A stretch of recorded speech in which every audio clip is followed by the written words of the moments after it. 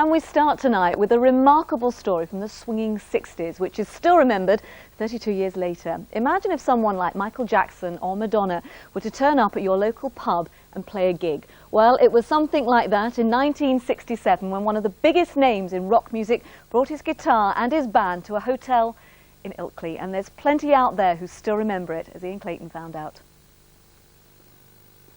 What do you think about when you hear the name Ilkley and the famous moorland that bears its name?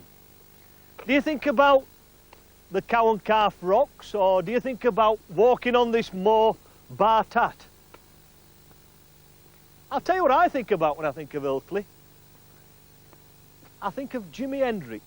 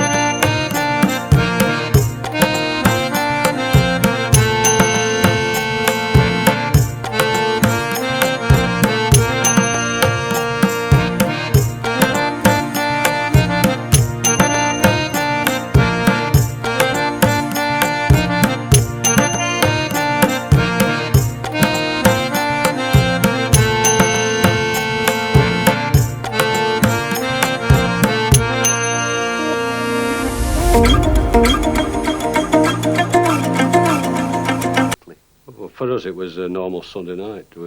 Came here every Sunday, but it was just a bit special this time because we'd heard about this new American guitarist on his way up had been booked. So us and possibly 500 others appeared at the doors against the normal 150. You know, there were queues right down the hotel, right outside.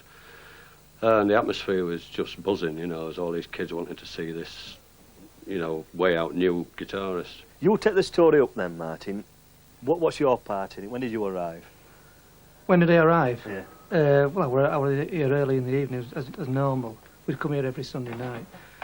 And this was the amount of people, it was unbelievable. And you, Peter, you were a regular here, weren't you? So you'll be one at first in. That's right, yes, yes. The place was packed, as everybody said, you know, and the heat was intense.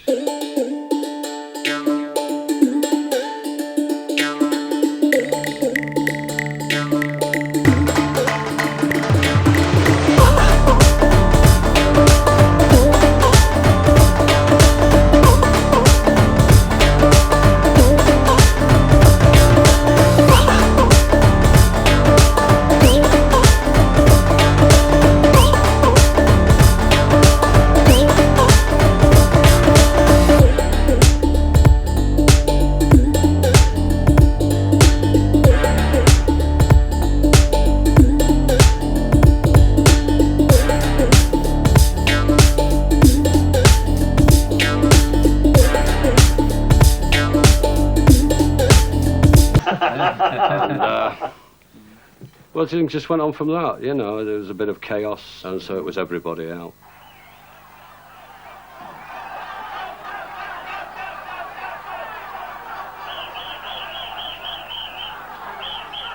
I was just paying what we called a supervisory visit. All supervisory officers used to visit different licensed premises, just as a matter to ensure that the Licensing Act was being complied with. Yes. And I just walked in, and I was met with all these people. The manager said there was over 900 in. And how many should it? There should have been 250. That's the fire service regulation for the granting of the license. 250 maximum on the hotel. And when I looked into the ballroom, they were shoulder to shoulder, and I had to push my way through to get to the edge of the stage. And I spoke to the chap playing the guitar. I didn't know who he was. Jimi Hendrix. That's who it would be. Yeah. And he didn't stop playing. Jimmy in his haste had whacked it up to full volume and just kept backing into the amp slowly, so hence voluminous feedback, you know. Eventually they got it switched off, but not until it caused considerable irritation to the police. You know.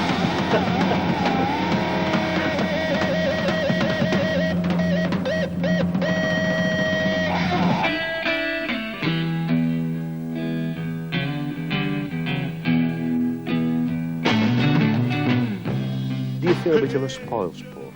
No, because I had visions that if a fire started or there was a fight started or some incident started, there could have been panic and people could have got injured. Even today, everything that's relevant to music evolved after that time, you know. I was part of it. I was there. You know, I caught her messing around with another man.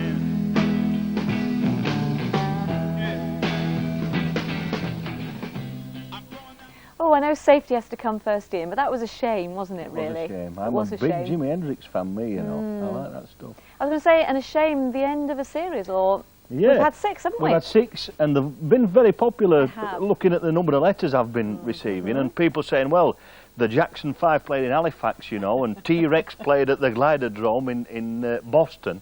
Are you researching it as we speak? We're researching as we speak. We're going to do another series, I'm sure. Super. But on the subject of T-Rex at Boston, I had a letter from Carol Butterfield. Now, Carol, you must get in touch with me because you forgot to put your address on. Right. And there's a great story that she told Ian. And Are so we allowed to broadcast this at 6:30? I'd like to hear more, Carol, so you'll get in touch with me.